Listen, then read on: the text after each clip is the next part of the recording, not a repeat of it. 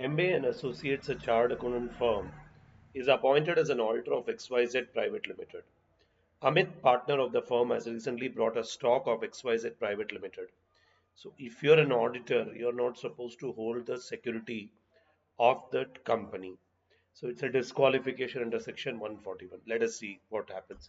He believes that the company's goodwill will increase after the audit report is finalized, which could lead to rise in the stock price. That is why this guy has purchased the shares. Okay. As he reviews the company's financial statement, Amit decides to give unmodified opinion to help his investment. During the audit of trade receivable, Amit selects a sample using technique that ensures larger balance have higher chance of being selected. However, this approach results in exclusion of many smaller balances, potentially overlooking some crucial misstatement. So now smaller balances he will exclude. That's the thing here. Mira, another partner of the firm, is reviewing the calculation of software development cost method adopted by XYZ Private Limited. Mira helped in creating this method earlier.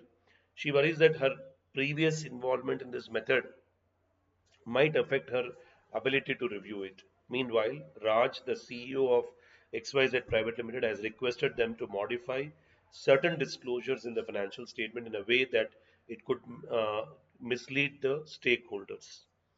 Uh, he argues that a more favorable presentation will help the company to secure additional investments. Mira feels that the complying with this request would compromise the ethical standards and worries about the potential conflicts with the client. Let us look into the what are the questions. Amit has brought the stock in XYZ Private Limited and his investment could benefit from the issuance of unmodified opinion in his audit report. This indicates the existence of you have self-interested. Self-interested means where you are financially interested in the company. Self-review threat means your own work you are reviewing. Advocacy threat where you are advertising the products, security shares of the client. The viewpoint of view of the client where your objectivity gets compromised. Familiarity threat means where because of the long-term relationship you have a very soft corner towards the client. Now in this case, because he has brought the shares, it's all money at stake. If he gives a favorable opinion, the stock price will go up. So it's more related to money, and that is why it's a self-interest threat. A is the answer. Next one. In the given case, Amit is selecting a sample to verify trade receivable balances where larger balances have higher chance of being included, causing smaller balances to be overlooked. Now, this method is known as, so you're selecting a larger high value balances. This is more of a, when in terms of monetary terms you're selecting, this is more of a monetary unit selection or value weighted selection. Okay, let us see the option. Random sampling. Random sampling, you're using a random number table. So he's not using a random number table. Systematic sampling, which is a very structured way where there's a constant sampling interval. So no, this is not the thing. And block sampling, where you select the transaction on a contiguous in nature. Contiguous means continuous in nature. This also cannot be. Let us see D. D is monetary unit sampling. So monetary unit sampling is the answer.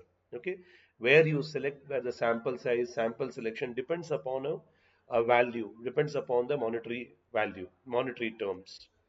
Next one. Mira is reviewing the method of calculating the software development cost that helped in creating while working at XYZ Private Limited. This may involve now she has helped to develop the software. Okay, so and she has helped it actually here. So now in this case, her own work she is reviewing her own work. So it's a self-review thread. So D is the right answer. Okay. Then next one. Raj, the CEO, is requesting Meera and Amit to modify financial statement disclosure in a misleading manner. Which fundamental principle of ethics would be violated if they agree to do so? See, he's asking them to change the numbers actually.